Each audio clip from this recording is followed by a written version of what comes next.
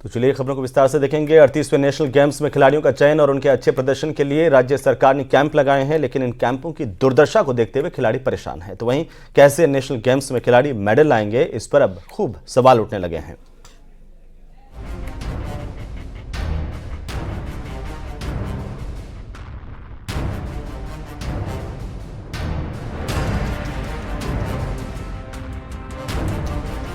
अट्ठाईस जनवरी से प्रदेश में नेशनल गेम्स होने हैं, लेकिन जिन खिलाड़ियों पर मेडल लाने की जिम्मेदारी है वो मूलभूत सुविधाओं से दो चार हो रहे हैं। तस्वीरों में आप राजधानी देहरादून के स्पोर्ट्स कॉलेज का शूटिंग रेंज देख रहे हैं, जहां न पीने का पानी है और न ही साफ टॉयलेट। वहीं एक तरफ लगातार शूटिंग रेंज का काम चल रहा है, तो दूसरी तरफ कैंप में खिलाड़ी नेशनल गेम्स की तैयारियों में जुटे हुए हैं, लेकिन वहां की दिक्कतों से भी परेशान हैं। मैं अभी एक टॉयलेट में घुसा हूँ। आप इस टॉयलेट की स्थिति देखिए कि ये किसी सुलभ शौचालय यानी कि जो बाजारों में भी है उनसे भी बदतर स्थिति इसकी इस टाइम देखने को मिल रही है। आगे हम नहीं जा सकते, इतने गंदे इनके जो सीट्स हो रखी, यहाँ हम दिखा भी नहीं सकते कि क्या कुछ इस स्थिति में ये सीट्स हैं। फीमेल्स के लिए कोई भी वॉशरूम अवेलेबल नहीं है, कोई सैनिटेशन का कुछ भी नहीं है, पानी अवेलेबल नहीं है, ड्रिंकिंग वाटर जो एक बेसिक नीड होती है, आई थिंक वो भी पूरी रेंज पे कहीं पे भी नहीं है। दिक्कतें तो अब एक तो रेंज प्रिपेयर नहीं है पूरी तरह से,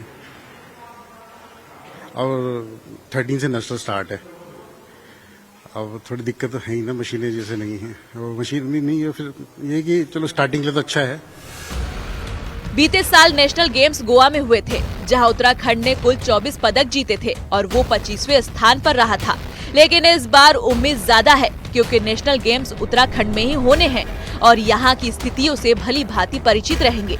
लेकिन ग्राउंड और शूटिंग रेंज तैयार न होने से सवाल उठने लगे हैं। एरिया वैसे तो अच्छा है, मतलब this is the first time कि गवर्नमेंट ने कैंप लगाया है शूटर्स के लिए या प्लेयर्स के बारे में सोचा है। And but the only drawback right now is कि वी डोंट हैव द जो प्रॉपर एक फैसिलिटी, जो सिस्टम पूरा सिस्टम हमारा होना चाहिए था, जो इलेक्ट्रॉनिक प्रॉपर रेंज हमारी होनी चाहिए थी, which should have been thought for 6 महीने पहले वो प्रोसेस में चीज आ जानी चाहिए थी। जिन होम ग्राउंड और रेंज का फायदा उत्तराखंड के खिलाड़ी उठा सकते थे, वो तो अभी तैयार ही नहीं है। ऊपर से कम समय में कैसे इन खिलाड़ियों की तैयारी हो पाएगी। सत्येंद्र बर्तवाल, न्यूज़ 18 देहरादून। तो चलिए बात करेंगे पहाड़ की, जहां पर पहाड़ पर्यटन का हब तो है ही, यहां की संस्कृति भी पर्यटकों को अपनी ओर खींचती है। पलायन की मार से खाली हुए गांव को अब पारंपरिक शैली में संवारने की योजना तैयार की जा रही है। ये खास रिपोर्ट देखिए। पलायन की मार झेल रहे इन गांवों को रोजगार से जोड़ने की योजना पर नैनीताल में काम शुरू हुआ है।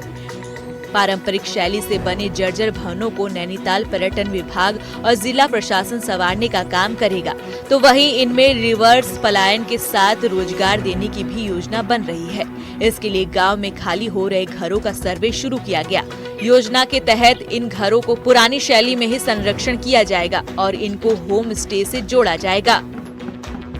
सभी योजनाओं से जोड़कर उनको संरक्षित करवाकर होम स्टे से में पंजीकृत किया जाना और उनको सिंपली लोगों के देखने के लिए जो है संरक्षित किया जाना, एक हेरिटेज को संरक्षित करने की दिशा में ये एक कार्य योजना बनाई गई है। नैनीताल में पर्यटकों के दबाव को कम करने के लिए गांव में पर्यटन का विस्तार किया जा रहा है। इसके तहत पर्यटकों को पहाड़ी रीति रिवाज, परंपराओं और लोक संस्कृति को जानने का मौका भी मिलेगा। हालांकि स्थानीय स्तर पर कई चुनौतियां भी हैं। जिन लोगों ने अपनी जमीनें छोड़ी उन्हें दुख तो है, लेकिन रिवर्स पलायन से पहले जंगली जानवरों से निजात दिलाने के लिए लोग मांग कर रहे हैं। साथ ही शिक्षा और स्वास्थ्य की स्थिति भी सुधारनी होगी।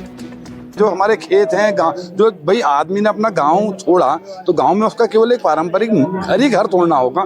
घर के संग उसके पास बड़े खेत भी हैं। अब खेत में उसने कहा भाई मैं अपने गांव जाऊं, मेरा मकान सरकार बहुत अच्छा बना देगी, मैं होम स्टे के रूप में रखूंगा। लेकिन उसके संग सरकार को एक पॉलिसी ये भी रखनी चाहिए कि जो वहाँ पर खेत हैं उसमें जो जानवरों का आतंक है। बहरहाल पिछले कुछ सालों में कई गांव वीरान हो गए हैं और लोग बेहतर जीवन के लिए पलायन कर चुके हैं। ऐसे में इन गांवों में पर्यटन रोजगार की संभावनाओं को बेहतर किया जाएगा, तो रिवर्स पलायन की योजना धरातल पर उतर सकती है। न्यूज़ 18 के लिए नैनीताल से वीरेंद्र बिस्ट की रिपोर्ट।